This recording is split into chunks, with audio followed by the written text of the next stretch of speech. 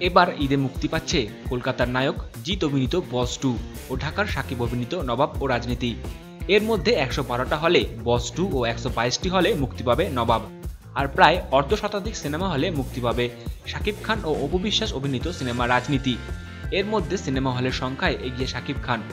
মঙ্গলবার বিকেলে জাজ মাল্টিমিডিয়া হল লিস্ট প্রকাশ করে।